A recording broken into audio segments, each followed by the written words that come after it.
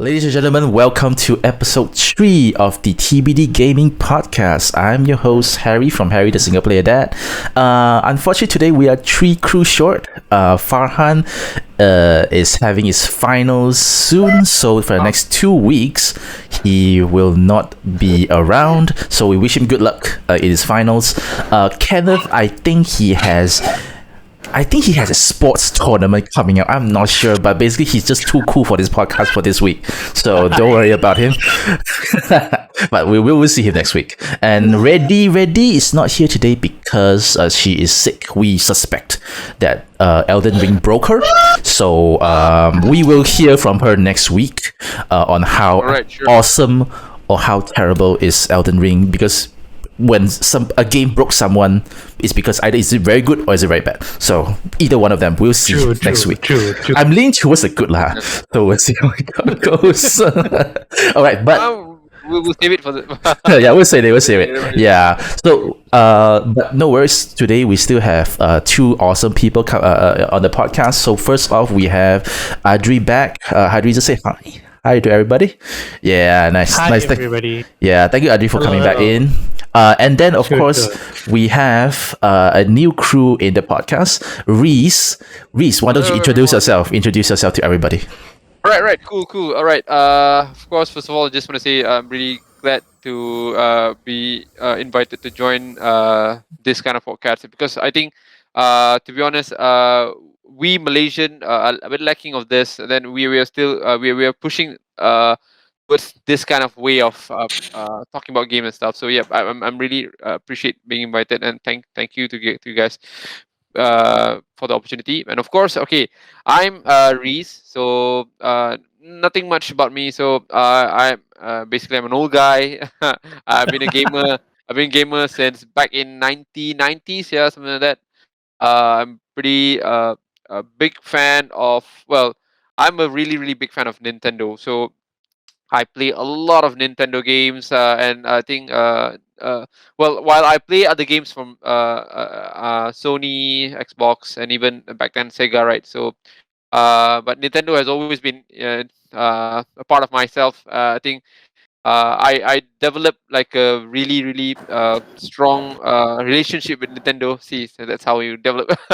Yeah, and I play a lot of their games. I love a lot of their games. I think, in fact, I uh, really love the way Nintendo brings gaming into the world lah. So that's it. And yeah, but as I mentioned, sir, I do play a bunch of other games as well. I play Sony games, of course, Final Fantasy. I don't know whether you guys are old enough to play about those kind of games, but yeah. Yeah. Yep. We do go back, even if it's not coming out. Like Final Fantasy 1 didn't come out during our time, we still go back and play it. So all right, sure. All right, I cool. do back then. I'm familiar with some of MMOs games as well, multiplayer, massive multiplayer online games like WoW, like I would say uh, a couple of, I think, Ragnarok back then. Ooh, wow, man. that's old school. Yep, man. that's very old school. Yeah, very old school. Yep, I remember. And then I'm a big fan of I think Diablo as well. So I play a lot. I love multiplayer games as well. They're pretty awesome. While Nintendo usually do local multiplayer kind of stuff, but I do play like back then was Dota. Is it? I mean, yeah, you have Dota, and then those multiplayer kind of games. And yeah, I'm an to be honest, I'm an all-rounder gamer. I play a lot PC games. I play a lot console games. I play handheld games. So I play a lot of games, and love to talk about games. Right? I think in a way, I think, I don't know whether you're familiar with you've known, but I have my own podcast channel. So I think Adri knows, but so I'm focusing a lot on Zelda on that podcast channel. So maybe I think we can share a lot of stuff about Zelda once, if we got opportunity as well. And then I do I think I'm a left-handed kind of guy, so I love this kind of art kind of industry. So I do musics, I do theater.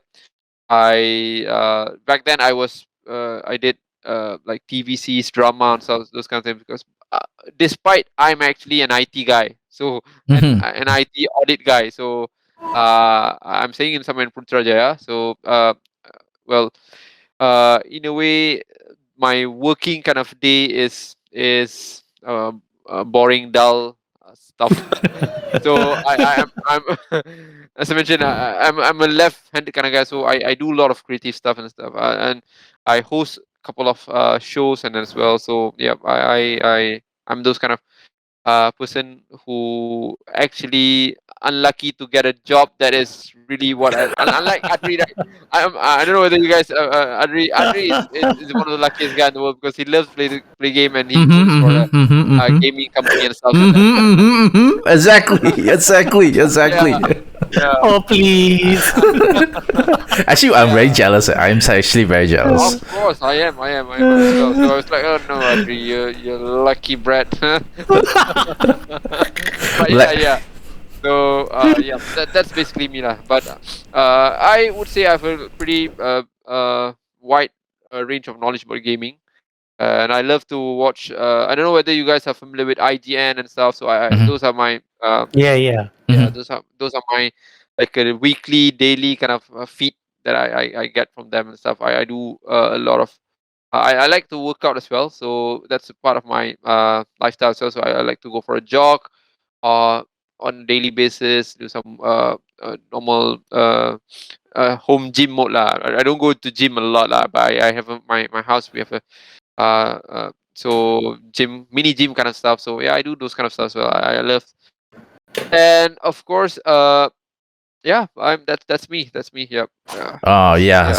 Yeah. Hopefully that explains enough. And again, yeah, that's me. So you guys can call me Reez. And again, I'm really excited to be a part of this team. It's really exciting. Yeah, definitely. I'm really happy Yeah. for Reese to join the team because since, like what you said, you have a lot of knowledge. Especially, thank you so much for.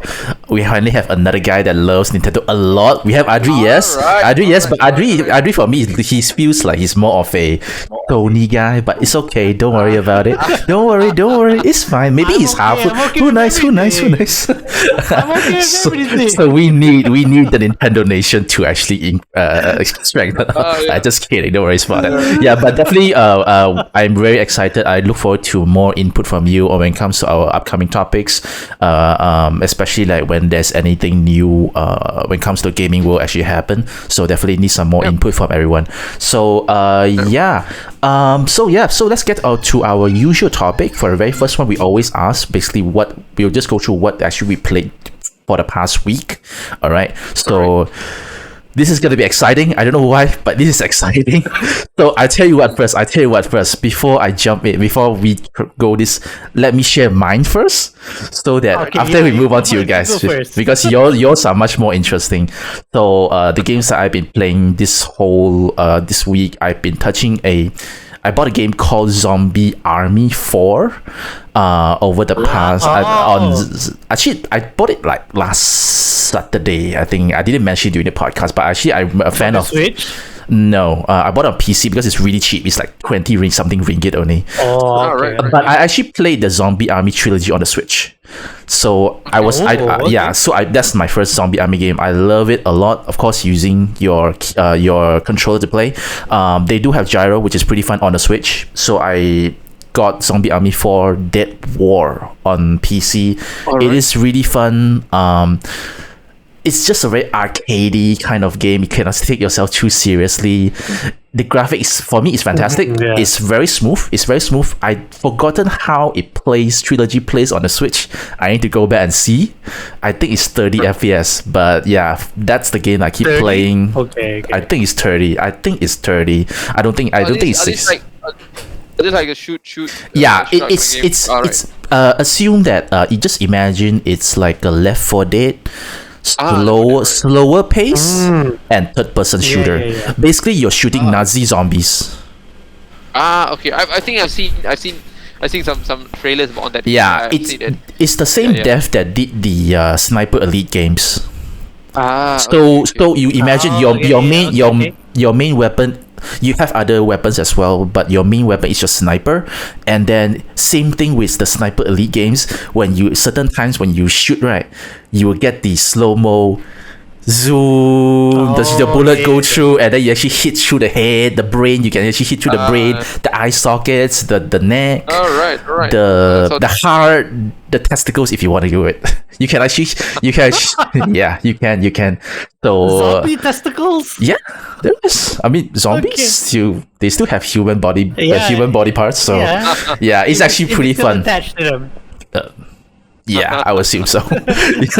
Yeah, so it's actually pretty fun lah because I always love games like this that's like 4-person co-op. But unfortunately, again, don't really have much chance to play games like this with other people. So I did try like co-op few hours ago, and it's actually pretty fun.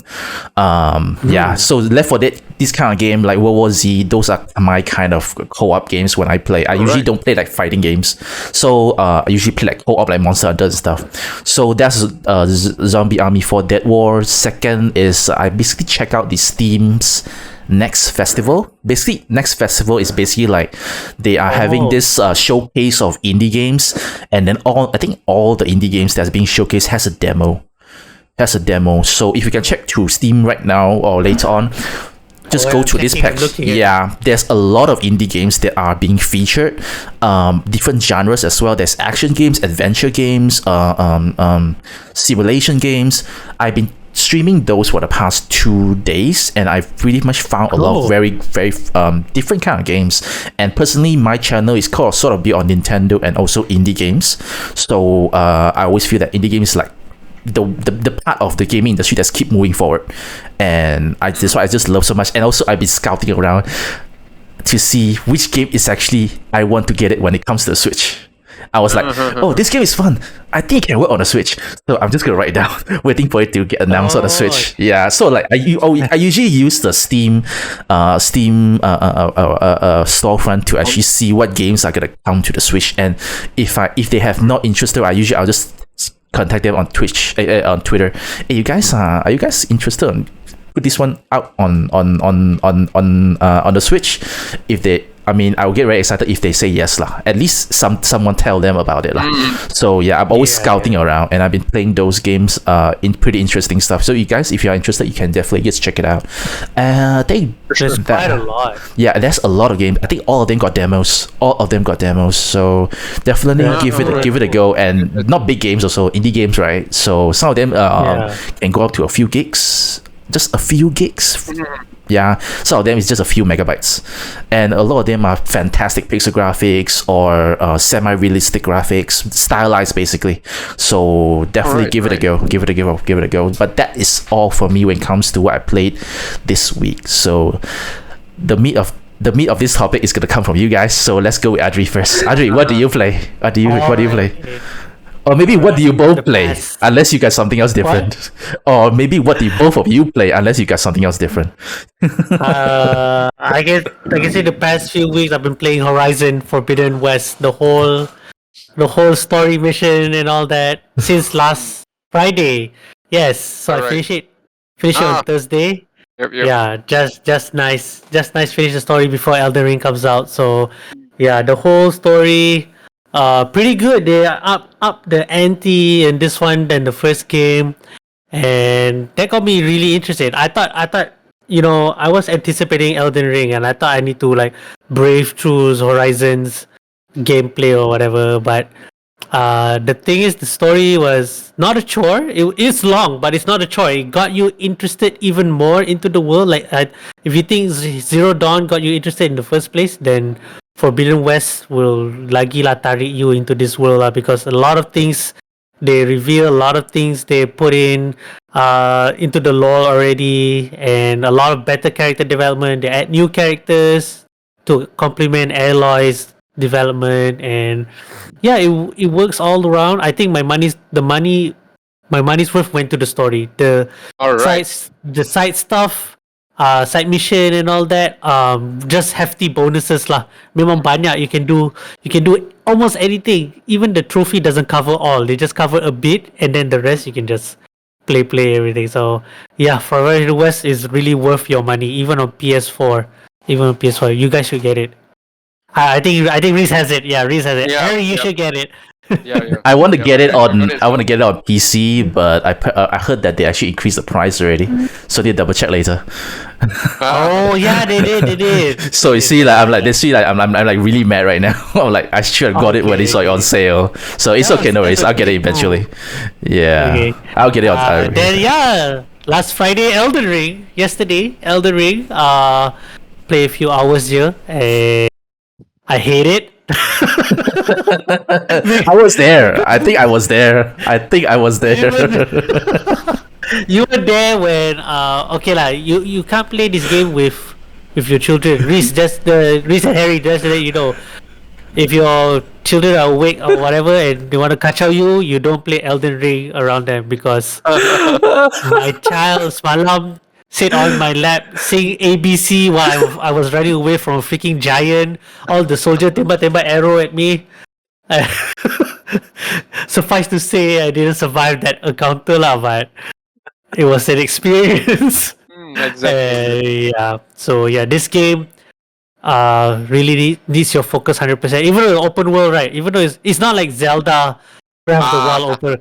It's Zelda Breath of the Wild open world, but the focus you need into this world, is different. Like you need to really be aware. It's dark. They still have that Dark Souls surprise. yep, So, exactly. so let's say you climb the wall or whatever, you jump something. Be sure to get ready to get pushed off or suddenly got headshot by a flaming arrow out of nowhere. It's like that lah. The Yeah. surprise is not as good as Breath of the Wild. I can tell you that. Yeah, so Since that's my week. yeah, what about you, Reese? What about you? All right. Okay. I think I played a bit of as Adri mentioned. I played a bit of Forbidden West. I to be honest, I was a bit a bit disappointed. I love the Mm. game. It is an amazing game. But just a bit disappointed in terms of some of the features that I would expect to be in the game. But yeah, it's still a good game. It's still a fun game. But I'm like Adri, I haven't finished it yet. And then uh, Elden Ring came in, right? So, but I do play bunch of other games as well. For example, I'm finishing up my Metroid Fusion. Ooh. I'm doing a yeah. I've played that before. Just cleaning up some of just doing a rerun of it. And then I played, of course, as usual, uh, uh, Breath of the Wild, one of my most favorite game ever. Because you would always see the video in the YouTube saying that 20 things that you never know about Mhm. Breath of the Wild. Then Yep. I would like to check out what. Yep. It's like almost 5 years and still people are doing those kind of videos. So I'll be Mhm. checking those out. Mhm. Yeah. Mhm. Yeah, exactly. And yeah, I do play a bit of what we call the Pokemon Unite, is it? Yeah, I do Oh, play a bit okay. of Oh, Oh. yeah, Pokemon Unite, the Okay. mobile game. just, yeah, just give it a shot, I think. And then of course I'm waiting for Majora's Mask for Switch. It's The because it's expansion pass.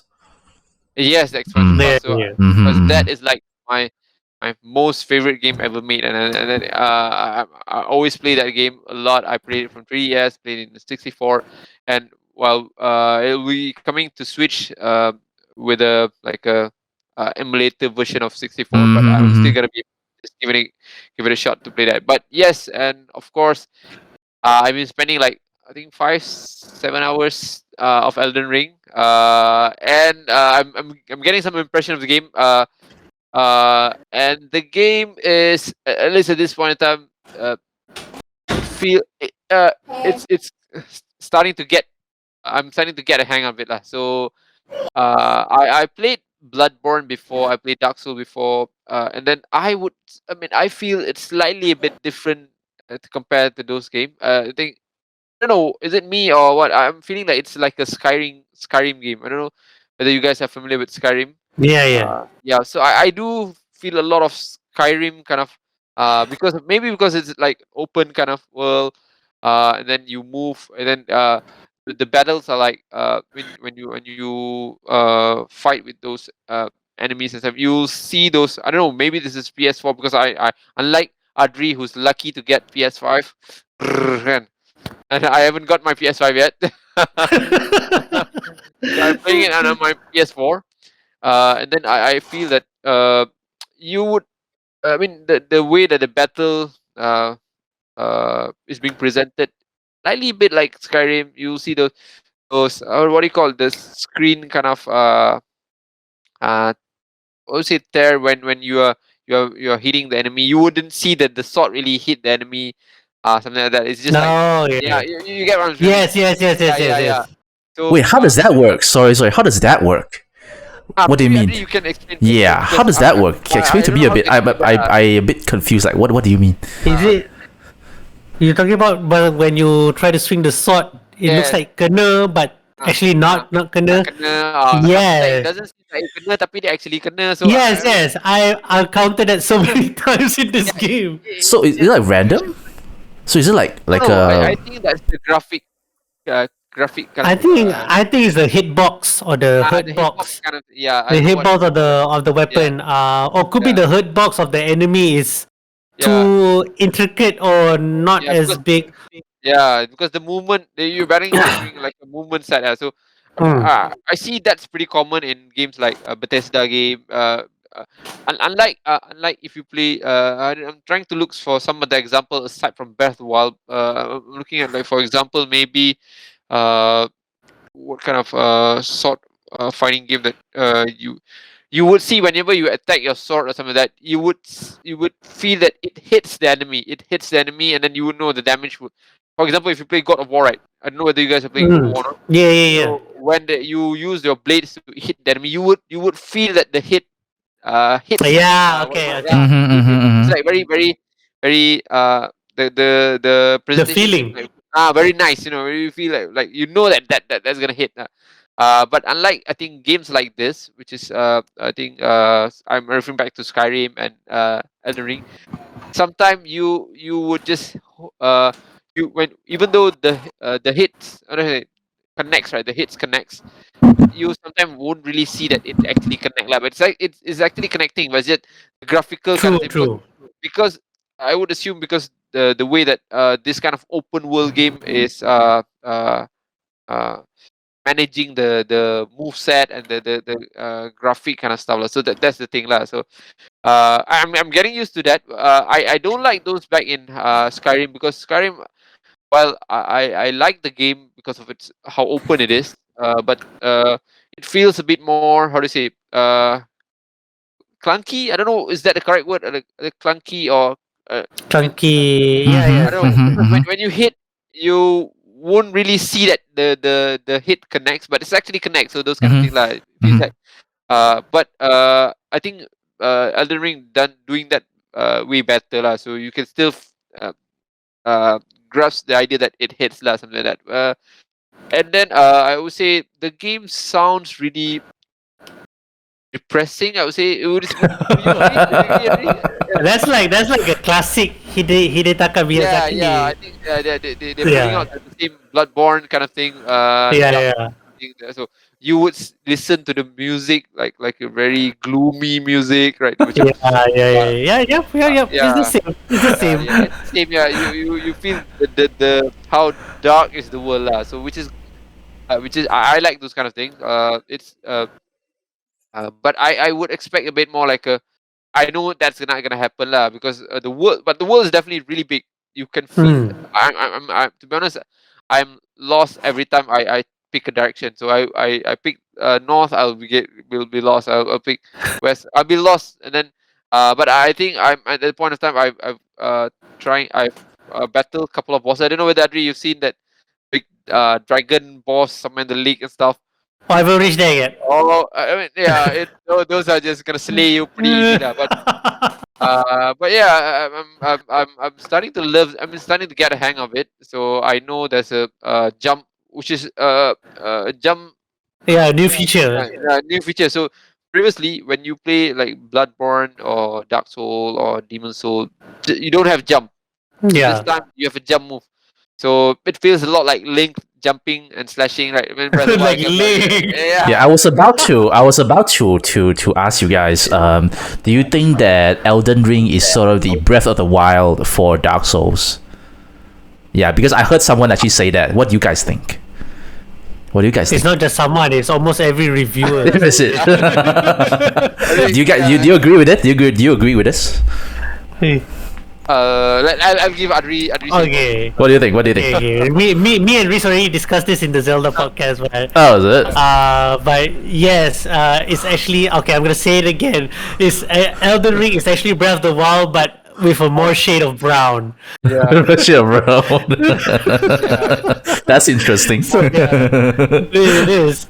It's Uh. practically minus the climbing mechanics. Then you Yeah. just get Breath of the Wild. Okay. You Yeah, can yeah. maybe you can imagine Breath of the Wild during the age of Calamity, when Calamity Yeah, Ganon took over the world. Then, so this is Mhm. basically Elden Ring, because Elden Ring Yeah, got yeah. that, or the ring shattered, and then the end of the world happened. It's like that. Interesting. Yeah. Oh, interesting. Okay, so wait, hold on. Elden Ring. I was something to ask. I have something. Okay, when you, because I only seen your Adri, I only seen your stream for a little bit during the end only. All right. When you hit Yeah. someone, when you hit an enemy, do you have numbers? Is there numbers coming up? Yeah. The number came out at the HP bar of the enemy. So there's stats lah, there's stats numbers lah. The stats. Yeah. Okay, cool. So, because when I thought I saw number, that's why when I see that I was like, it reminds me of Breath of the Wild. It also reminded me of another game, called Immortals: Phoenix Rising. I'm not sure you guys know. Yeah, so it's also another one like Breath of the Wild, but that one has stat numbers. When you hit an enemy, everything is like numbers. Plus, when you actually summon your horse, that looks just like, it's almost the same animation as Immortals: Phoenix Rising. The horse just came out of nowhere, and then you just Okay. go onto it. Okay. Yeah, So we're so comparing with the wrong game. It's not Breath of the Wild. It's Immortals Phoenix Rising. which Immortals: Phoenix Rising is kind of like Genshin Impact also. I don't know. Yeah. To be honest, Breath of the Wild do have that teleport horse as well. If you Yeah. play the DLC, you'll be able to get Ah. Yeah lah, but DLC ma. no, the horse you can do that as well for the Oh, the horse. Okay. Yeah, if you have like Hey. the equipment for the horse, then you'll be able to just call the Oh horse wait. out of Oh, nowhere. okay. Just teleport there. But for me, I think I just want to talk about this as well. So whether I think we've been hearing a lot where Breath of the Wild has been like a benchmark that being Open used world. to define what is Elden Ring. Mm-hmm. Yeah. I think after going through like a couple of hours, I think it is more like how so many you can do a lot of things in the game. I think that's why people are comparing it to Breath of the Wild, because you can do some cooking, you Mhm. can do some how do you call I think some like you can collect a lot of Materials. ingredients. Yeah, materials, Okay. there's a lot of it, and you have a lot of weapons, and I think you don't have like a. I think this is the main one why people compare it to the Breath of the Wild, because you don't have like a objective tracker. I mean, you've been Yes. you've been Yes. you've been how to say you've been put into a location that you can do whatever you want to do. There's no saying that you have to do this, you have to do that. No, if not, doesn't. I think compared to Forbidden West, right? You would see that you are still required to do something, Mm-hmm. to proceed with something and stuff. Those kind of things. Yes. Yeah, I think that is the most common thing that you can feel the feeling of Breath of the Wild, where there is no anything like you have to do this, if not you can't do this. So you're really free. And for a game like Bloodborne, Dark Souls, Demon Soul, whatever, back then you are pretty limited in terms of your option. So I think that is Yes. when they came up with this Elden Ring, they're giving you this freedom, and this freedom is really I think to the level where you're not gonna be, you don't know what to do, because there's so many things you can do, there's so many places you can explore. There's no a lot of limits to what you can do. So in that sense, it gives you a lot of freedom. So when you fight a boss, and if you can't beat it, you can always just run True. away. And that applies to Breath of the Wild. So you're not required to fight Lionel when you saw him. You can always run away. Even so, I think that is one of the main feature of the game that makes it really True. resemblant of Breath of the Yes. Wild. So, yep. Interesting, To- interesting. to add on Reez kan, I'm in a Facebook group with all my friends yang bought Elden Ring. So every time we ask like, oh, have you did this? Have you did this? And what do you do? What class you do?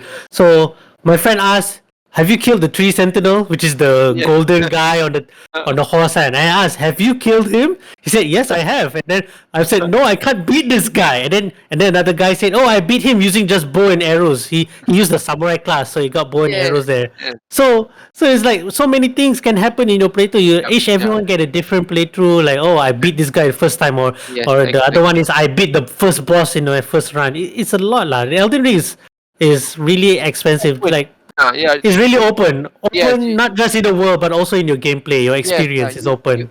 because if you see Breath of the Wild, right, even until today, people are coming up with a lot of very weird kind of techniques to beat this boss, to do this and stuff. It gives you those kind of freedom. You can be as creative as you can. So and that is the context that I think they're looking at when they're referring to Yeah. Breath of the Wild too. And of course, aside from that, the scores are pretty similar as well. So everyone is giving this a 10, 10, 10, 10. So I think that's one of the main factor that people are saying that this is the Breath of the Wild. I think influence this game a lot lah. So yep. Yeah. I just want to add on like what I say just now. Like people are discussing all the different possibilities. I think the keywords possibilities for Elden Ring. Same thing can apply to Breath of the Wild. Also, that one thing I really love is that everyone's journey is different. So that the conversation always been, have you seen this? Have you? Oh, you actually went to this one first. You actually seen this. Have you checked out this shrine? So stuff like that. So I think there are a lot of similarities, and I think I have not heard any controversies like people that plays Elden Ring do not like to be compared the game to be compared to Breath of the Wild. I don't think I've heard of it. I think I don't have. I think complaining about that. Yeah. So people appreciate that lah. Yeah. Yeah. So I was really relieved that everyone's just okay with it, like certain times, right, people like being compared to, don't like to be certain games to compare to another game from another platform because console wars and shit, right? Example I can give you is I think this is niche, but it was actually trending on Twitter, but for some weird reason, they actually share, it's between Horizon Forbidden West and Monster Hunter. They actually share, I think you guys seen it. I think you guys seen it. You saw that? Yeah. So let's just touch on this a bit, where it's just a simple short clip of the original poster is actually posted Aloy, right, fighting against this snake monster. All right. It's a very epic battle. And then this original poster says something like it's what he said lah that got the controversy, where he said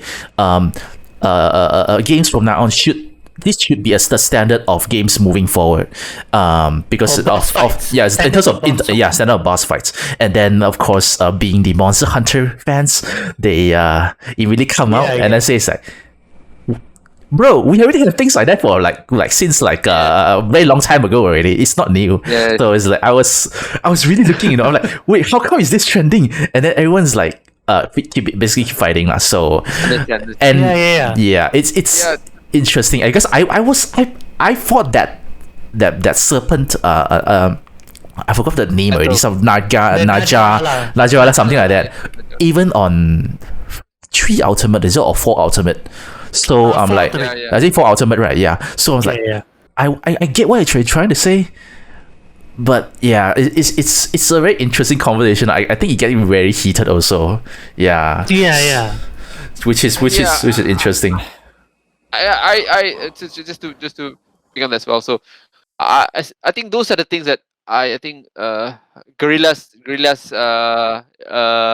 team is missing out a bit lah. So I know they don't want to be I think they don't want to be like a what do you say, being seen as someone who copies other games that has been but I mean, if it's good, I don't mind them doing those kind of stuff. You get it. It's like a really something that is changing the landscape of gaming. I don't mind you doing like those kind of freedom. For example, Aloy can always climb everywhere, or the battle works like this, because as you mentioned, Monster Hunter have done that before, and in a way, it's not something that new for those kind of gaming stuff, right? But of course, just to pinpoint as well. So I think Monster Hunters are uh more I think raw in terms of how they handle the battle. Unlike Mhm. Yeah. Horizon, Okay. you can see they really construct the battle kind of method really. I mean, Forbidden West did really well. You can strategize the battle, and then you can feel the impact of the battle and those kind of stuff. I think Yes. Yes. they push it up a notch in terms of how they deliver those kind of I think act lah, I guess so. Yep. Yeah, also I definitely see this kind of controversy. Yeah. I'm also just gonna mention this right. Another reason why they're all up in arms when it comes to that for Forbidden West clip is that they just I think someone just mentioned is that they get really fed up where a certain mechanic has been introduced for a very long time, but then suddenly a Sony game using it, Yes, and then it suddenly become a new standard. I'm just not gonna dwell onto this, but I just say that sort of in a way I sort of agree with them. I gotta agree with them a little bit. But it's more the fan base stuff lah. I'm pretty sure that the developers teams that they don't really care stuff. It's just a fan base. It's just a fan base stuff. Yeah, but just want to highlight. All right, cool. So what do you guys think? One last thing. For Horizon Forbidden West, whenever they come out a new game, always a new game, another game, not say much better game lah. Not say a much better game. I don't want to say a much better game. Okay, let's not say it's a much better game. A much more better reviewed game, more higher rated game came out. That's a curse, man. That's a curse. 2 times already. Correct.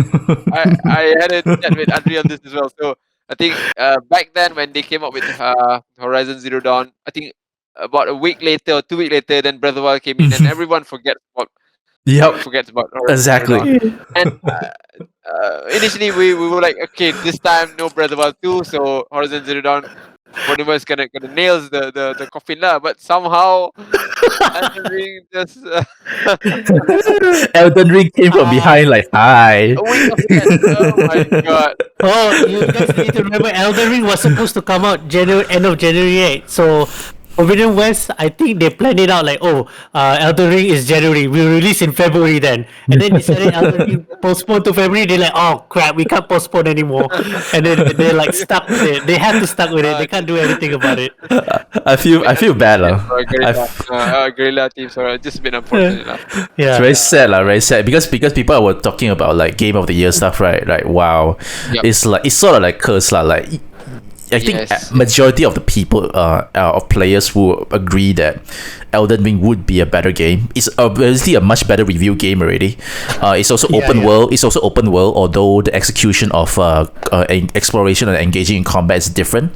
But Yes. they are similar in a way. So when that happens, right, it's really obvious. Like if unless there's like better games, like maybe Breath of the Wild 2 come out like maybe end of this year, who knows? Then most likely, Elden Rings might be the one that gets it, you know. So it's it's a sad thing.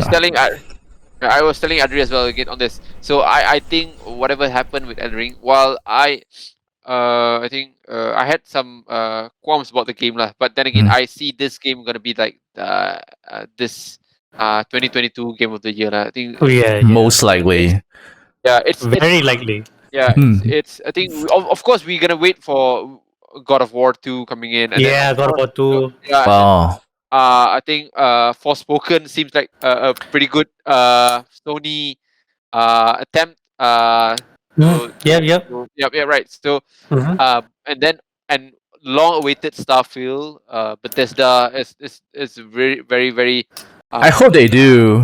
Hopefully, it's come out glitch free. But Bethesda, True. like Bethesda, They have that reputation. they just have to not screw up lah. Yeah. But yeah, this year is gonna be very interesting year about gaming. I mean, you see a lot, and then I don't know whether you guys are a fan of Hollow Knight. I actually finished it. I finished it end of last year. Actually, it was a good game. It was a really good game. I love Hollow Knight, and then we're waiting for the Silksong. continuity of the game. Yeah. We're waiting for that, and I think people. I mean, there's some rumors coming in that it'll be released out this year as well. So. Oh my gosh. Oh no.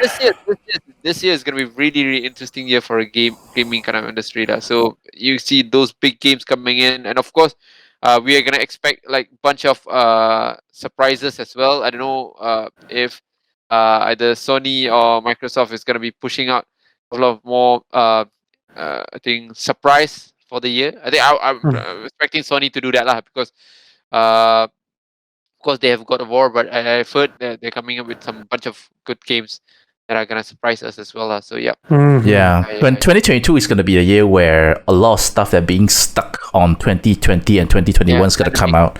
So Yeah. so I- definitely I am very excited. All right, see, I told you guys that this particular part two, topic number two, is going to take a lot of time.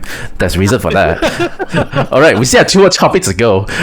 So let's go on to topic number three. But it's very good discussion, guys. I'm actually, it got me very excited with Elden Ring because I love Breath of the Wild. I think it's my most favorite Zelda game. Personally, my most favorite Zelda game. So if it's like very similar in terms of the way you approach things, I am definitely gonna play it hopefully soon. Just to be just to flag you on this, I think if you're looking for a PC version, right, there's been a bunch of issues with the PC version. Yeah. Yeah. I've heard Mhm. that they're trying to get those resolved. I think the rating is dropping pretty bad on Steam because people are Oh complaining. yeah. Yeah. It's being I think- review bomb. Yes, review bomb, and then of course I think the PS5, 60 FPS. No, PS5 Oh. version is getting some heat as well. Yeah, I Yeah. you would expect that the first 2 weeks. If you play the PS4 version on PS5, you get Mhm. locked 60 FPS, but not the Yeah. PS5 version. So Yeah. it's like, Yeah, I don't know Yeah. what's up with that lah. But so they're sorting this out. I'm pretty sure they're working hard on that. So yeah. All right, cool. Very interesting additional detail on the game.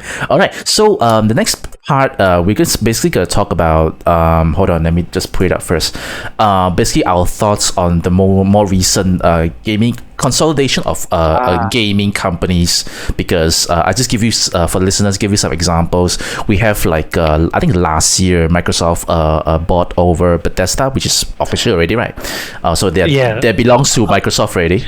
And then we have they are I think early this year or end of last year, they say they're gonna buy Activision Blizzard, which is a very big news, like 78 billion. yeah, very big, Currently very big. 78 billion, which is like, I don't know what's the number, how many zeros are there, but it's a lot of money. And of course, after that, which is a convenient, it's a coincidence, like it's not like planned or it's not like a reaction, but Sony Reaction. I would say reaction. You know. yeah.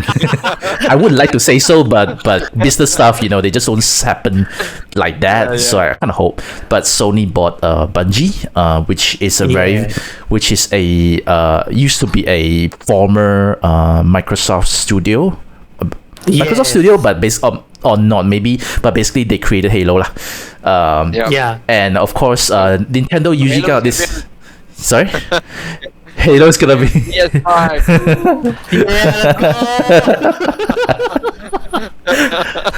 Damn. All right, and finally, Nintendo being Nintendo, they always stay cool at one end. They do buy stuff, but they usually buy like I think they bought previously what studio already? The studio that did Metro Luigi's Mansion, right? What's the name already? Yeah. Next Level, is it? Next Level? I think Next Level. I think next level. Yeah. Next Level, yeah, one of them.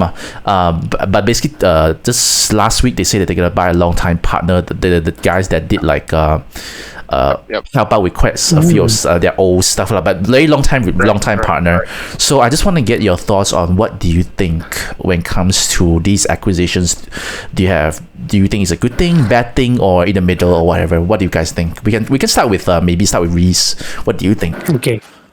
Right, sure. Okay. I think whatever that's been happening right now, of course, it's been. I think this is nothing new. I think you've seen a lot of I think a lot of those kind of acquisition that happens. Of course, to what kind of scale might be. I think the main idea of what happened with Microsoft recently, where they bought Bethesda. Like 15 billion, right?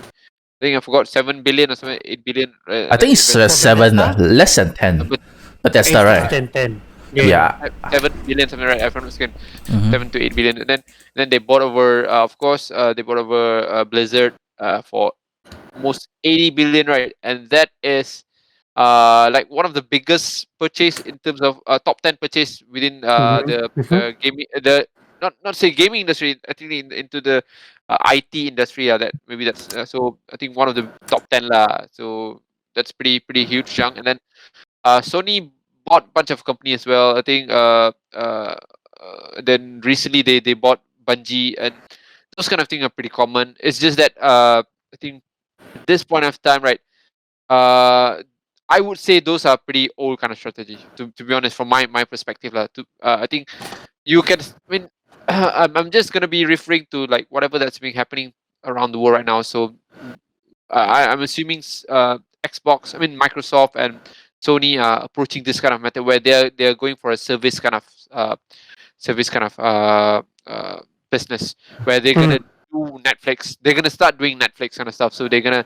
I think whatever happened with Game Pass is really promising, and then I think Yeah. It we is know very good.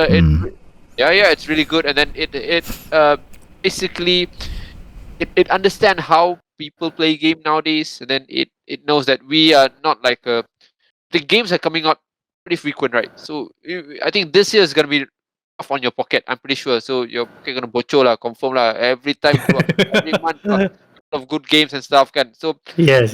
and they know this kind of I mean the scenario that's going on. So that's why I believe they're approaching this service kind of game where they're gonna make you subscribe to them, and then you're gonna be able to play those games because you won't be playing those games like for like 10 years, right? 1 year. I doubt even like 2 months, 1 month you'll be just jumping to another game and stuff. So Mm-hmm. True. those kind of things are gonna be something that's pretty common. And then I'm pretty sure Sony is coming up with their own kind of service to compete with Game Pass and stuff. Uh, and in a way, while a lot might feel that we are losing the idea of individuality from the gaming developing kind of plate, right? Because everyone should belong either to Sony, to Nintendo, or to Microsoft. So it feels like the how do you call it? People are controlling. I mean, the developer are being controlled to commit to certain kind of console and stuff. I disagree with those things. I think it would be a better way because those kind of developers are gonna get more supports from like the corporate kind of environment. All this while, like Bethesda, they have been dealing with the financial their own, and let's be honest, they're not like the biggest business in the world, but when they bought over by Microsoft is like one of the biggest. So it would give them some assurance that they can propose the budget, and then they'll be able to they won't have to scratch their head thinking about the financial kind of stuff, right? So they will leave it to the corporate kind of stuff. So I believe when those kind of things happen, the output will be more how do you say, more optimum. Because usually you will see a lot of cases where developer they don't have money, and then when they didn't do have money, they don't have budget, and then it eventually will result in a minimum or not so optimum kind of output lah. So I think what you call you see a lot of developer doing that. That's the term that where you are expecting customers or fan to pay for you to develop the game. What do you call that? Maybe Adri know about this lah. Where Kickstarter. Kickstarter, Uh-huh. right? So Mhm. you see a lot of those kind of things. So when these big companies like Sony, Nintendo are getting these developer into their scope, you will at least release a lot of those financial kind of burden that been troubling those developers lah. But at the same time, I'm sorry, I'm talking a bit long. I think No worries, no worries. I love how Nintendo is doing stuff because they have come up with a couple of statements saying that they would do a lot of acquisition, but they have like a lot of criteria that they will look upon, not only financially but rather how those developer can align or can absorb I think their genetic kind of way of how Nintendo do things lah. So they don't like doing things at home; they must do it at office. So those kind of things, right? So I guess in a way, it still gives some comfort to me as a big Nintendo fan that whatever game, whatever company that they purchased, they acquired, will still have that Nintendo feeling. You know that okay, this one belongs to Nintendo. So this kind because they have been doing business with Nintendo for some time. They know Yeah. uh, how Mm-hmm. to Mm-hmm. kipas Nintendo lah kan, how to Mm-hmm. kipas Nintendo. Okay, do this, do that. So in a way, when they come up with the output, it always gonna make you feel that this is a Nintendo kind of output lah. Yeah, but that's for me Nice. lah. Yeah. Very cool. Very cool. Cool input. Now, Adri, your turn. What do you think? What do you think? What's your impression of all this stuff? I'm looking forward to what's happening in the next few years because this is an interesting move from Microsoft lah. Because Activision, very big company, but at the same time, it was going through that controversy of Yeah. sexual harassment, crunch, and whatever Bobby Kotick thing is fine Yeah. to him. So Microsoft suddenly swoop in and take Activision Blizzard is an interesting move because usually all this sexual harassment or lawsuit, then the other companies will be like, oh, I don't want to touch that or something like that. Yes. But this one, Microsoft like, we can clean you or something. People thought Microsoft joined in because they just want to clean up Activision Blizzard. That's the report saying lah. The top of Microsoft trying to buy Activision Blizzard is when the lawsuit first began.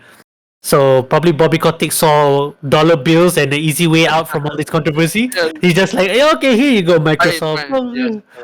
Yeah, Call of so Duty, man. Call of Duty. Call of Duty, Number one. Always stays number one, man. No worries. yes, that's why they Yeah. keep churning it out every year, kan? That's why Call of Duty is still the highest first-person franchise in the world. So, Exactly. Yeah. So I think if they didn't have that controversy, I think Bobby Kotick wouldn't agree to this buyout. So with Microsoft trying, kind of like saving his butt, he's okay. Like he's like, oh, I'll take the money and run, and I'll probably stay low until I go on into obscurity, which eventually he won't lah. He definitely won't lah. But people just want him out and don't touch a video game anymore. And Microsoft buying this, speaking on Microsoft side, it's a good thing because they gained a lot of franchises. They got Call of Duty, they got what is that? World of Warcraft. Yeah, all your freaking childhood games, all the childhood games you played during Kat Cyber Cafe is all under Microsoft now. And then the interesting part is they also acquired Spyro. They also acquired Crash Bandicoot, which is used to be PlayStation mascots. Yeah. That's weird, man. The journey for those two characters is crazy lah. From PlayStation and then to multi-platform and then suddenly at the hands to Microsoft is just so freaking weird to me, man. Spyro is now a Microsoft own character. He can appear next to in a Halo game as an Easter egg if they want to do it. I can imagine they do that lah. Or even in Skyrim at this point, right?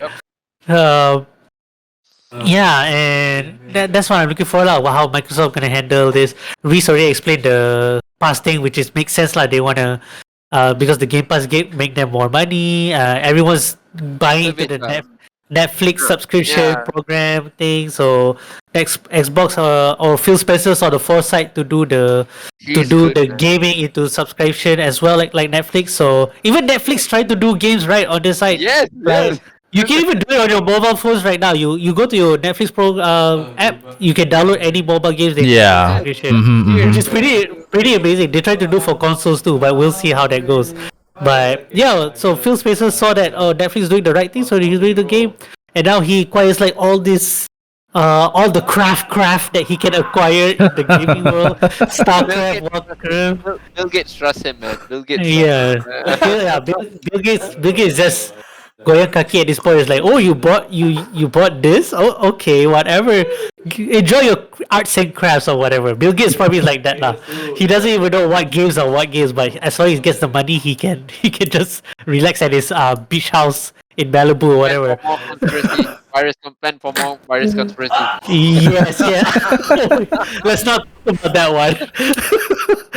And then Sony buying Bungie. Oh yeah, Bungie is also a weird story because they got the big break from Microsoft, and then that didn't pan out, and then they went to Activision Blizzard for Destiny, and that didn't pan out, and then suddenly Microsoft and Activision going together, and then Bungie got bought over Sony. It's just funny to me lah. It's just funny, but the timing is weird because Microsoft just bought the biggest buyout ever, and then Sony decided to okay, we got Bungie now. Yeah, Destiny 2. Right. Uh, But they- just to chip in, sorry. But actually, right, Bungie, right, was like the 20 years kind of story when they came up with Halo. Like, it was like 20 years plus, lah. I think yes, yes. you look at the context of time, I think it's not really that funny, right? Because it has been 20 years since Halo came out, right? Yeah. So Well, it's not- I just thought the funny part is the announcement of the buyout. It's Ngam, it's so like ngam. it's like a week or 2 weeks after that huge buyout, and then I think Sony was like trying to get some press out of it. I don't know. Maybe they already Maybe they already have that date to announce they're buying Bungie, but then Microsoft just pulled a fastball, and then they were like, "Oh my god! I guess we still have to announce that Bungie thing." And I believe that. I believe that actually. Yeah, they would, because these stocks are not short. They probably talked to Bungie for two or 3 years already, right? I disagree. Two or three. The day that Microsoft bought over Activision, what is it? Let's buy Bungie. Reez, I need you to come more often. You dare to say the things that I won't dare to say. I need to come in more often. It would be so weird if suddenly Microsoft's buy Bungie back, Oh shit. and then Bungie and Activision sitting side by side, like, "Hey, you used to own me, and then now we sit by side by side." That's the biggest weird. I don't know lah, but I'm looking forward to how Sony handle Bungie lah. Bungie already announced they have new IPs coming up, so with under Sony's money and all, I'm sure that one will be a hit for sure, because yeah, big names. Bungie has created a big name with Destiny 2. Even after the Destiny flop in the first one, and then they're making it up with the Witch Queen just came out, right? So I think they're going in the right track lah. So I'm paying attention to how Bungie's gonna get to it. And speaking of Nintendo, Nintendo mindset actually Sony and Microsoft are also the same. They always buy the studios that share their DNA. If you watch the Microsoft and Microsoft and Bethesda's interview or reveal interview or whatever, Todd Howard always says that during which one? The Skyrim thing had a problem on the Xbox build, and they asked Microsoft directly, like, how do we do this? How do we solve this and all that? And from there on, they keep in contact for their other Bethesda Xbox releases for Doom Eternal. They keep contact. So in the same way like how Nintendo have this relationship with all the Luigi's Mansion developer, or the Metroid Prime developers, the Pokemon company, it's the same. It's just we don't see it on the Western side because they probably bought too many studios for us to even care at this point. So Nintendo is more like an exclusive club. Like if you like Monolith Soft and all that. So they have their own console, their own hybrid, unique console at that, the first party hardware. So yeah, Nintendo is still chilling, and because they have everything under control on their side, they don't need to suddenly buy Activision Blizzard, because then I don't see any reason. Call of Duty running exclusively on Switch is not a good business. Not a business. Yeah, it's not. It's actually the customer base is just not there. Let's be honest lah. The customer base is just not there. Nintendo fan base just wouldn't want to spend money on buying spend money on Warzone, spend money on season pass on. Unfortunately, that is for business, but that's what the Nintendo fan base is lah. They're much more smaller and stuff. So I guess just interesting info. Bobby Kotick, right, is entitled to 15 million for the Microsoft deal. So if he decides to leave, 15 million. Yeah, right. so that is the interest. That's probably pocket money for him at this point. I think that's Yeah. So, yep. You have anything to add? Yeah. I just want to. I'm just curious to know what's up with the other developer like Square Enix and the Capcom. Oh Yeah. yeah. Yeah. Oh, We'll see. speaking of Capcom, I wanna talk about the Capcom thing. I saw the streamer, Maximilian dude. He's a big fighting game content creator on Twitch. I follow him since the Oh yeah, I know him as well. Marvel's Mhm. Capcom 3. Yeah, so during the countdown that leads up to SF6, he predicted that it could be the announcement that Sony buy Capcom Oh, because that's big, how man. because he That's based big. it on SF5, Street Fighter 5, because it only came out on PS and PC, but Mhm. not Xbox or whatever. Street Fighter 4 came out on all, like PC, PS, and Xbox, but Street Fighter 5 is PS and PC for some unknown reason.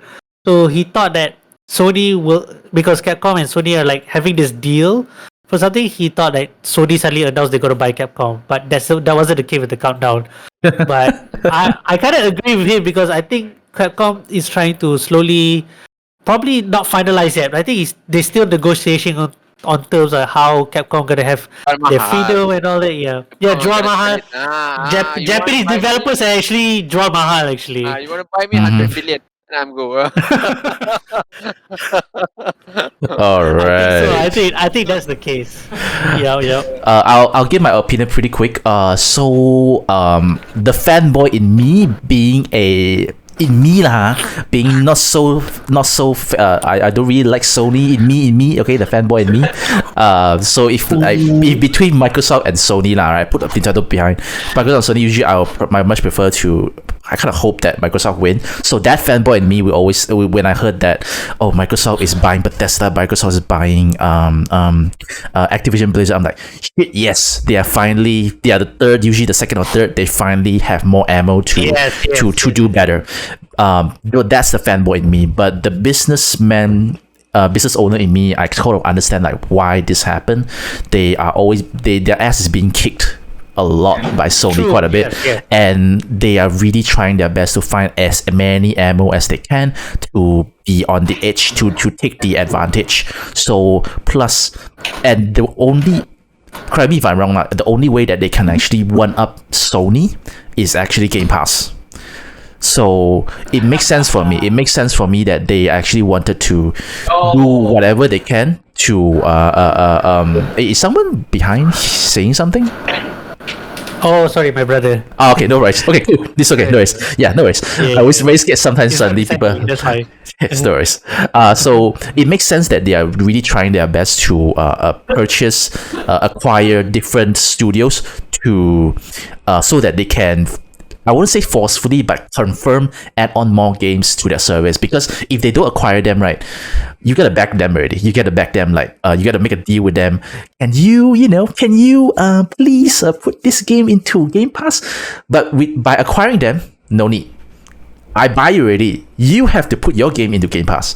So in that way, I kind of feel that is for their standpoint, I totally understand. But for me, on general, I kind of feel that I don't really like when companies acquiring big companies acquiring small companies, like consolidating.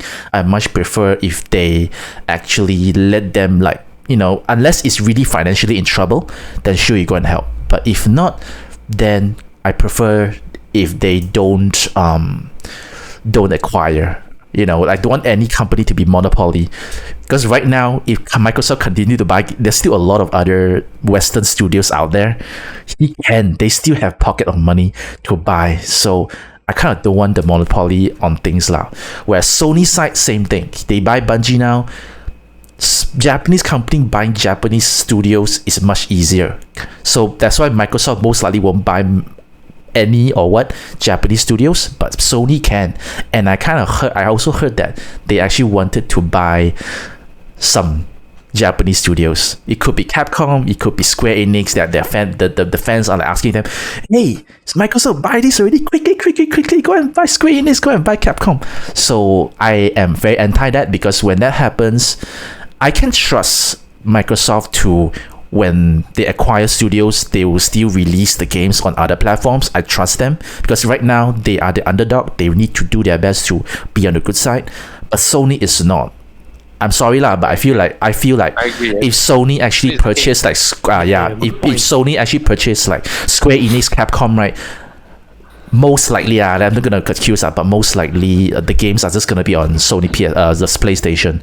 They won't gonna release on any other platform. So I hope I'm wrong lah. But most importantly, I don't PC hope eventually. and PC eventually. But I hope that doesn't happen lah. So, I'm quite anti acquisition lah. But on Nintendo side, being a Nintendo fan, right, it kind of warms my heart that when they say that in terms of acquisition, they will only do it whenever it's necessary and whenever it shares Nintendo's DNA. Because I actually saw a Nintendo Life article, where they talk about why Nintendo won't purchase won't acquire studios like what Microsoft and Sony did, because Nintendo is a much more Japanese company than Sony is. Very traditional. Right? Very traditional. Like Sony, like right now, their headquarters is in US, if I'm not wrong.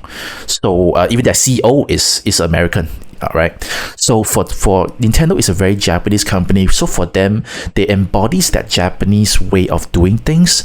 And they really build up the trust and loyalty among their trusted partners. So example, that's why you don't really see Nintendo usually buy studios.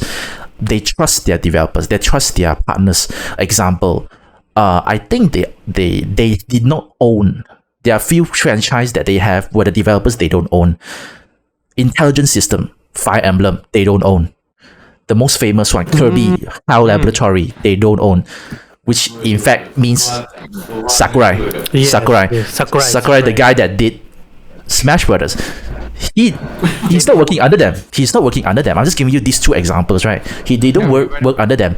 So what they are depending on. So technically speaking, if they want to work, if Microsoft, Sony wants to come to them and buy them and what they can, but I believe these studios, these partners, where because they work so much with Nintendo already, they have the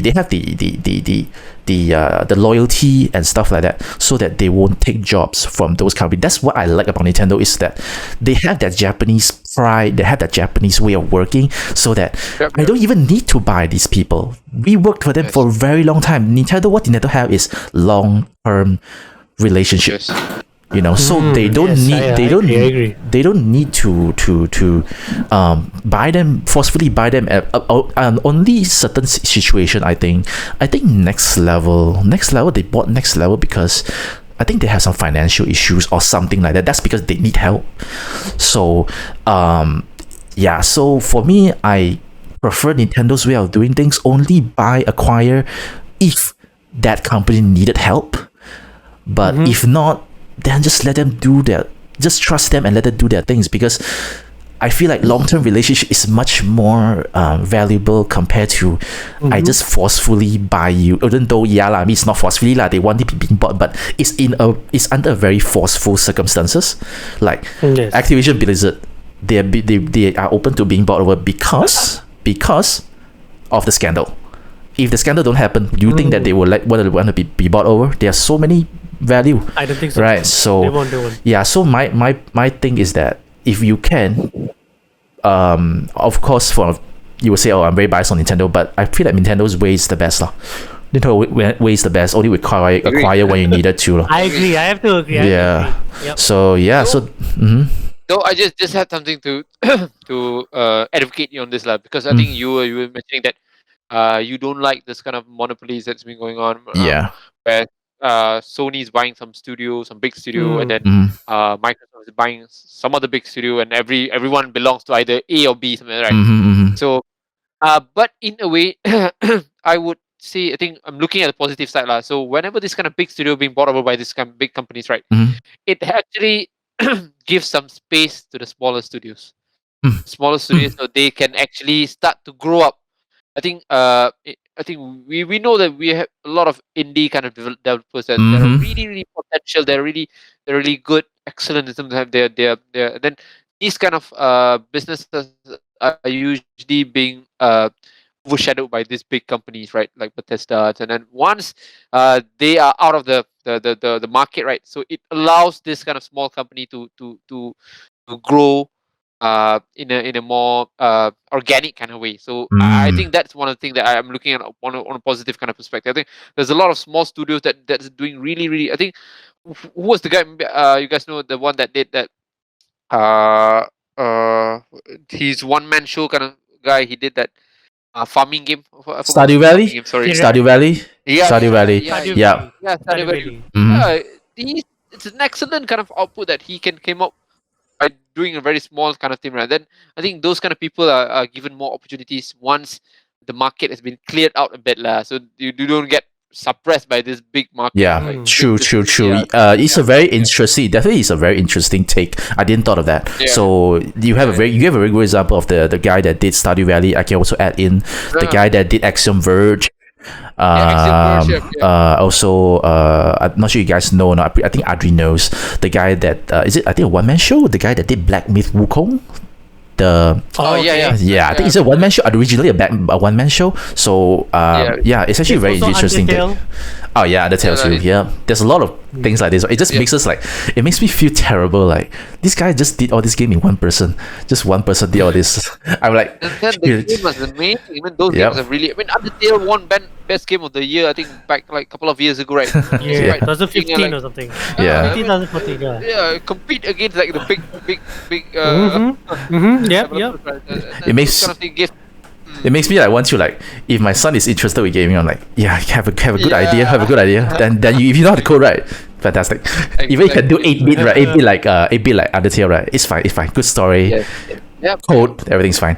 Cool, very cool. I just love like all this kind of input stuff. Okay, so let's just go to a last question. This is more of our personal stuff already lah. Basically we're talking about our most favorite video game franchise. I pretty much know what Reez won already. I think I know. So I need to find Yes, me another too. franchise that I know. Wait. You both I hope it's not the same one, right? We'll see. We'll see. Okay. It's not the same. Okay. Sorry, Reez. No worries. I don't mind. Okay, so just now we start with Reez. Let's go with Adri. Adri, what is your most favorite video game franchise? Let's go. Oh. I don't know. I actually don't know. I'm like, for you, I don't know. I think I geeked out about this during our Nintendo Direct discussion. Is Oh shit. the Xeno series. Oh no. Xenogears and Xenosaga 1, 2, 3. Even though how I didn't see the flaws of Xeno 1, 2, 3 because it was a continuation of sort of a prequel to Xenogears, so I played it with a biased look lah, and I love them so much. Except for 2, but 3 I love 3 so much. That is a good ending to everything. The trilogy of what the original creator wanted to do. Is Xenogears was supposed to be episode 5, Yeah. and Xenosaga was like 1, 2, 3, and they didn't have enough. Monolith didn't have enough funding, so they ended at 3. So which is sad lah. So we didn't get 4. 6 was supposed to the last one. It's supposed to be a hexology or something. So, but even then, yeah, Xenogears. This 2 Square Enix titles, Xenogears and Chrono Cross. These two Oh. define my overall gameplay gaming experience. I still think about the songs almost every day. That's the one that stuck to me till this time. So I'm just hope. So Chrono Cross got that remastered announcement. I'm like, yes. Just. I was hoping for remake lah, but I don't know. They tried to tread waters. I explained this last time, right? They tried to tread waters. See if the people want the market. Chrono series to come back. So yeah, I'm gonna Chrono buy Break. that. Chrono Break. I hope they actually come out Chrono Trigger for the Switch. Damn. Oh yeah. yes. That's Man. one of They the- gotta do released it. PC and phones. That's the only thing. Yeah, to they make have this to do thing, yeah. it. They have to do So it Chrono before. Trigger, Xenogears is a bit hard to remaster, or maybe remaster can, but remaking, I don't know if they're gonna work together with Monolith, the original team from Monolith or something, because Monolith is kind of partially owned by Nintendo. If they do, they might release it as a Switch exclusive game, because Square Enix is already back again, good relationship with Nintendo again, right? Yeah. after- So maybe release on the Switch exclusive, which I don't mind also because Xenoblade is doing great on Switch and Wii U back then. So yeah. So Oh, okay. my all-time favorite is Xenogears, Xeno series, and all that, and Oh, Chrono alright. Cross. Cool. JRPGs. JRPGs. Yes, let's go. Okay, cool. Let's move on to Reese, which I think I already know, but please go ahead. All right, my favorite franchise is. Here he is. Damn it! What a twist! What a twist! Damn it! What? Actually, not bad. Okay, never mind. Joking. That's interesting. That's interesting. Well, yeah, as for what you expected, I'm a really big fan of Zelda. So I'm really big fan of Zelda since like the beginning of. Then, of course, Ocarina of Time is my I think sorry, Majora's Mask is my favorite game ever made. But just want to share you a bit on this. Maybe I haven't shared it. I'm a big Final Fantasy fan as well. So it's always been between either Final Fantasy or Zelda, because I think Final Fantasy give a lot of impact to my childhood as well. So back then I loved playing Final Fantasy 5, and contrary to what people always see in Final Fantasy game, where the stories are the most interesting part. I'm more like a the gameplay part of Final Fantasy that make me love them. I think I love Final Fantasy 5. I don't know whether you guys have uh, tried the way to manage the job system kind of stuff. I love Yeah, this yeah. kind of detail, and of course Final Fantasy 7 was awesome. I think Yes, yes. yep. But I love 8 as well. While back then when it came out, I was like, this is like the worst Final Fantasy ever. But then uh I think after some time I got to really absorb into it, and then I thought Final Fantasy they had some really glaring kind of issues with the game. In terms of the gameplay, Uh-huh. but it's still a good game for me lah. Mhm. And then of course, I think Final Fantasy Tactics is one of my favorite Final Fantasy games. Maybe strategy RPG, that's the best. I think it is something that I would expect from Matsuno team. I don't know whether you guys are familiar with Matsuno.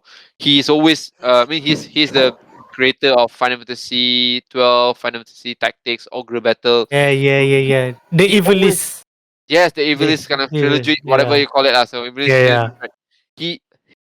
He, the way that he tells story is the thing that I'm really I really love. Where he loves to play those politics, kind of dark, dirty games and stuff, and then eventually, it really make me feel that the world is so real. So yeah, aside from Zelda, which is always gonna be my favorite, Final Fantasy is the big thing for me as well. But of course, there had been some issue with Final Fantasy. I think as well. I think since I've Final Fantasy 13, I've been starting to lose a bit of track of it because there were so many episodic kind of stuff where you have Final Fantasy 13 and then Final Fantasy 13 2 and then Final Fantasy 13 3 and then I guess 13 4 or 5, I don't know, something like that. Mhm. Yeah, And then yeah, yeah.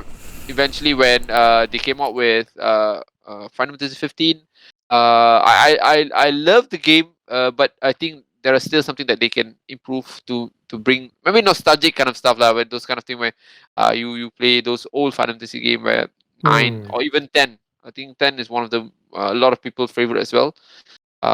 Yeah, Final Fantasy and Zelda. So those two are really impacting my life one way or another lah. I even have, you can see I have like a Master Sword and Buster Sword as well. So those two are Oh, really where's your Buster Sword? Where? just behind the. Do you see my arcade session? That Uh-huh. Ah, sorry, I saw it. I saw it. Oh, I saw it. I yeah. didn't see that. No, it looks like a ice cream popsicle. Nah, just kidding. I can see it. I can see it. I can see it. I love those. I mean those franchise lah. I mean Final Fantasy has been. Yep. I love those. Interesting. So, My how about you, Harry? my favorite Final Fantasy was 6 and Ah. 6 and 9. You sort of know like my taste already is a medieval. Yeah. That's why I like Octopath Traveler. You know, Okay, right. so it makes sense lah. So, yeah. So okay, cool. So in terms of my my favorite franchise, a little bit similar with Adri, but more recent, which is the Xenoblade series. Yeah. Yeah. So Robotic. Mecha. Yeah, basically the whole franchise, as a whole, especially for Xenoblade lah. So I first started playing Xenoblade Chronicles 3D. I didn't touch it on the Wii. I did not know that the game exists. When I really get into gaming on the 3DS, then I know, oh, there's this game. This game actually came out, and the Wii version actually being compressed to put inside the new 3DS XL. Yeah. So I was like, but I only bought it like I think a year or two after I got the new 3DS XL. Right. So I played it and it blew me away when it comes to storytelling. I agree. It's very different because I played Final Fantasy. I sort of know how the story goes. Usually you can tell, right? I agree. But Xenoblade Chronicles, there's a lot of twists. You play, then there's a twist. Then there's a twist again. Especially like during near the end, like I was like, what?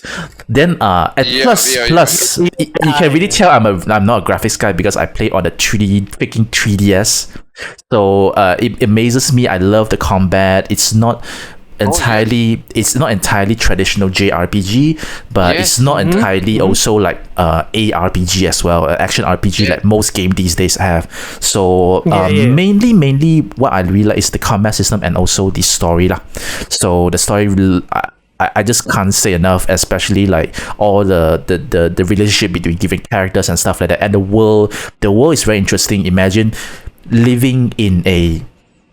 people living in a Titan.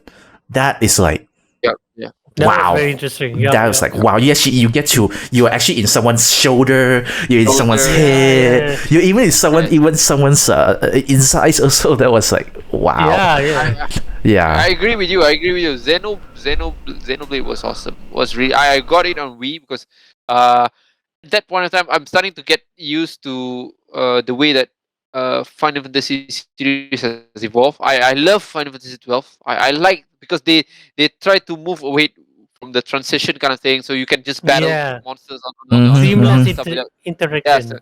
I love Final Fantasy 12, and then when they came up with Final Fantasy 13, I was a bit disappointed because they slightly going backwards where you had to go through a screen, a battle screen or something like that, right? And then when Xenoblade came, I thought it was really awesome. I love the game. Of course, I'm not a big fan of stories. I'm a person who loves games always more than stories. But the story itself is very, very interesting, especially the end kind of plot twist that. Yes. Holy shit. And you thought Xenoblade Chronicles 1's twist is crazy, and then now we just move on to Xenoblade Chronicles 2. I didn't play X. Yes, exactly. I have not played X. I'll just be honest. I have not played X. I would like to play X. Nintendo, please come out X, please. I'm pretty sure you can do it. Yeah, Xenoblade Chronicles 2. I love it more than 1. Some people will say that 1 is better than 2, but I like 2 more than 1. I like the story. Same thing. It's the story and the combat system, but I think they fleshed out the characters more on Xenoblade Chronicles 2. The story was so good. The character development was so good that I think I mentioned during one of the past podcasts that I actually named my daughter after Nia, because I actually love Nia's character development so much. So like when they say that Nia's maybe gonna come back in Xenoblade Chronicles 3, I was like really, really, really excited. Like yes, finally. Is she right? Yep. But it's called It's called Mio. I'm not sure. It's not. I don't know. I don't know. They look very alike, just like Nia, like grown up like that, right? So I just love the. A lot of people do not like the character of Rex, but I'm okay with it. It's a little bit of little boy. Wouldn't consider it a love story or not, but I don't know lah. But lucky bastard lah. Got two very very beautiful waifus lah. So I love Hyra and Mitra as a character. Basically everything inside that I love so much.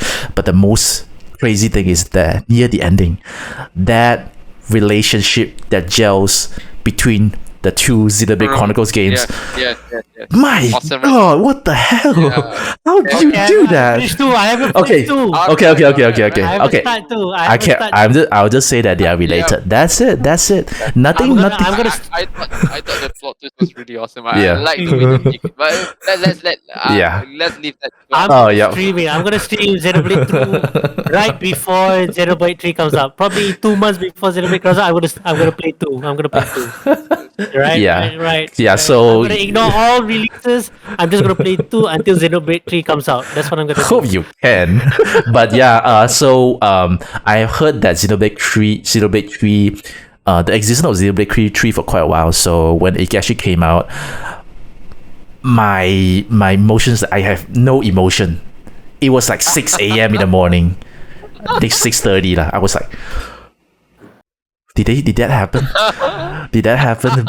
Plus, it's not like you thought it's a new story. It's a new story, but you can see the relationship between two worlds. The world one and world two. So I'm speechless. I just really was want it to come out. Aside from Zelda, same as Reez, Xenoblade is my second most favorite franchise of all time. I would say that I love it as a JRPG king. I consider them as a JRPG king more than Square Enix already. And So it's going down a bit. So hopefully they yeah. So I just hope that they are able to deliver in terms of the story lah. And one day I'm going to get all the figurines if I can. I saw the Nia figurine like 1,000 plus. I want to get it. I saw the Pyramithra amiibo. I'm gonna get it. But if I get it right, it's weird lah. I mean, usually I don't buy this kind of women figurines. So Buy now. people's gonna say I'm a weep. Get Alright, cool. it.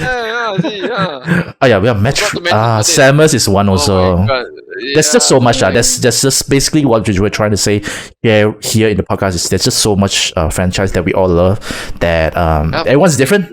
So feel free to like whatever you want. Don't worry about it. All right, cool. Picross, yes, Picross. Hey, I have Picross 3D. Our topic is about how complicated Picross is. We gotta talk Speaking of about it. Picross, Oh yeah. this is what I bought my DS for. Interesting. All right, cool. You guys have anything to add on, or else we'll be getting out of here. So sorry that it's a very long. I think it's almost 1.5 hours, but it's been fun. It's been fun. Yeah, it's been fun. Yep. Yeah, it's been fun. So, would like to officially welcome Reez to the team again. I hope next week. I hope the people that are sick is gonna get well. I hope the people that are in the for tournaments is gonna come back, and Farhan is gonna wait there for a while. We're gonna see him in a few weeks time. I'm just gonna watch this video. And let's see. I could have been inside there.